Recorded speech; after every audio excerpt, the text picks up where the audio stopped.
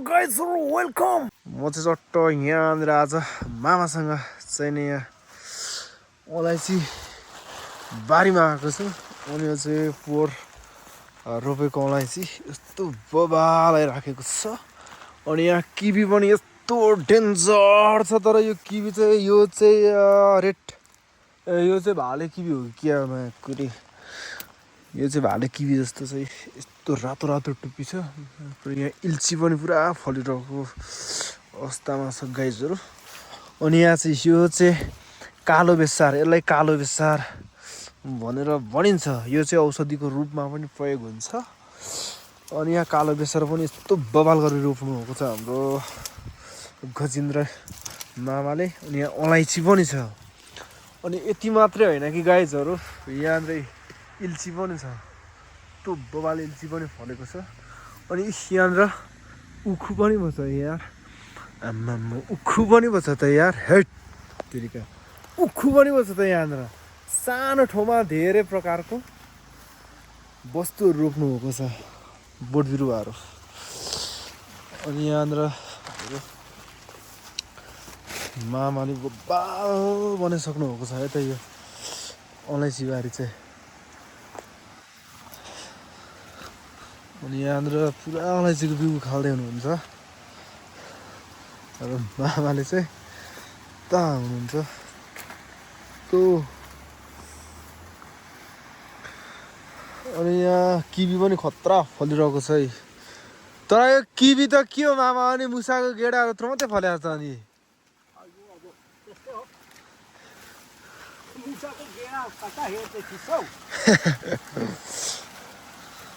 यहाँनिर बिउ निकाल्दै हुनुहुन्छ हाम्रो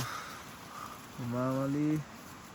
गाइजहरू बिउ निकाल्ने तरिका यस्तो हुन्छ है ठिक्क निकाल्ने बेला भएको थिएछ बिउ चाहिँ अलिक बाक्लो पनि भएछ बोटहरू यहाँ बाक्लो भएर अलिक छाँटो भयो यहाँ फेरि किवी पनि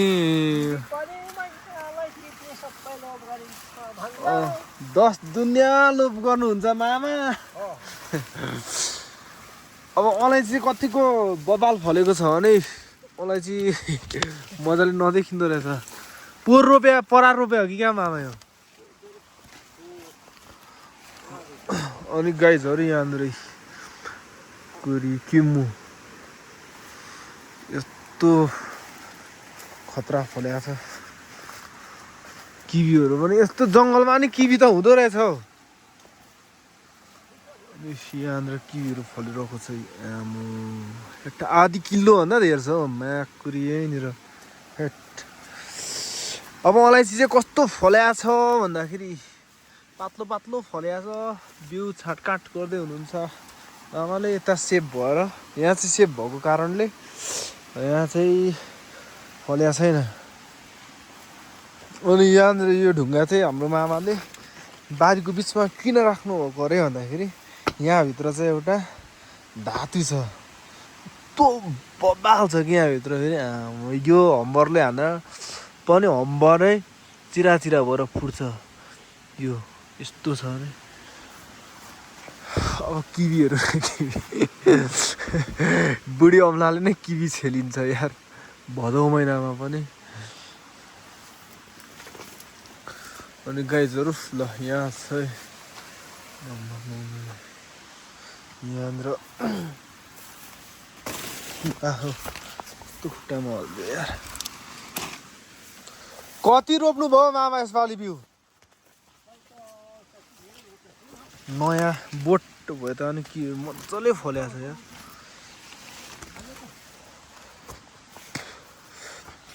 यता तलतिर चाहिँ अलैँचीको बिउ कतिको राम्रो निस्किएको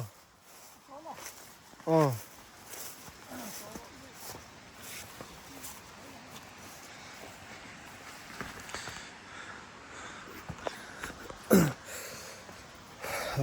म चाहिँ अहिले चट्ट यहाँ हिँडिरहेको अवस्थामा छु गाइजहरू अब अलैँची कतिको फल्या छ भन्ने कुरा म तपाईँहरूलाई यहाँ भिडियो मार्फत देखाउँछु है त अलैँची चाहिँ यतिको बबाल चाहिँ फलेको छ है यहाँनिर एक जग फलेको छ यस्तो अलैँची त फल त राम्रै हो फलेको हो यतिको त यतिको चाहिँ फलेकै हो गाइजहरू तोसितले लोटे हुन्छ यहाँ तोरी हिँडिरहनु पर्छ अरे तोरी हेट अलैँची चाहिँ डेन्जरै हो यहाँ फलेको अब यो ठाउँमा म अझै तपाईँहरूलाई म ओखर पनि देखाउँछु क्या सानो ठाउँमा तर धेरै चिज फलेको छ क्या यहाँ ओखर छ कसले फोन गर्छ यार यो बेलामा यो केटीले फोन गरे यार फेरि त एकछिनमा गर्दा त हुन्थ्यो यसले काटिदिए अनि यहाँनिर चाहिँ निभारा निभारा हो यो पहिला सानोमा हामी साह्रै खान्थ्यौँ फेरि कल गरेँ यार प्रभु गाइजहरू यो चाहिँ लप्सीको बोट हो यो पनि बब्बाल फल्नेवालामा छ है त गाइजहरू मैले चाहिँ एकदमै सानो एरियामा धेरै प्रकारको फलहरू देखिसकेको छु गाइजहरू ओखर देखाएँ लस्सी देखाएँ कालो बेसार देखाएँ अनि किम्बु देखाएँ किवी देखाएँ इल्ची देखाएँ अलैँची त छँदैछ फेरि यो चाहिँ के को डल्ला हो फेरि मे ए पचे पो रहेछ अनि अम्लिसो पनि छ यहाँ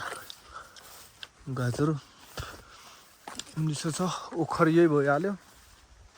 यसलाई कालीकाठ हुन्छ यो कालीकाठ हो मामाले के रोपेछ फेरि यो निकै उन्नत प्रजातिको वनस्पति हुनुपर्छ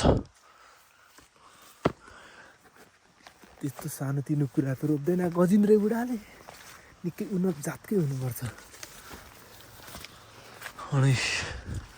चट्ट हिँडिरहेको अवस्थामा छु म यहाँनिर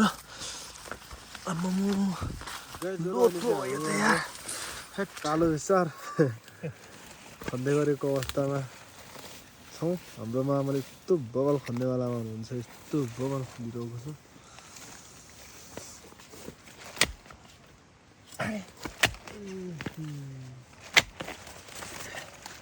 यसको फेद चाहिँ कस्तो छ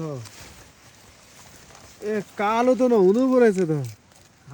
छिप्पेपछि मात्रै कालो हुन्छ कि क्या हो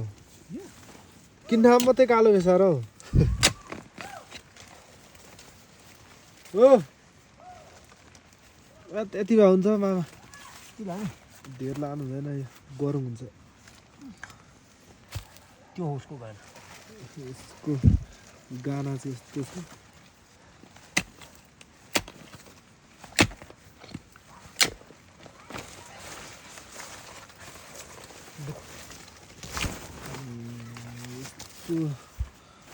बोबाल गरी फुलिरहेको छ यार यो दुई खालको हुँदो रहेछ कि अनि यो औषधि हुन्छ कोही यो गान्टा त लगिएन ल त्यो त्यत्तिकै भने भोलि म ताछेर सुकाउँछु कस्तो खालको फेरि यत्रो अनि त मकै सर्पाको बाँको जस्तै छ त त्यस्तो हुन्छ केहरू पनि हुँदो रहेछ यो दुई खाले हुँदो रहेछ ए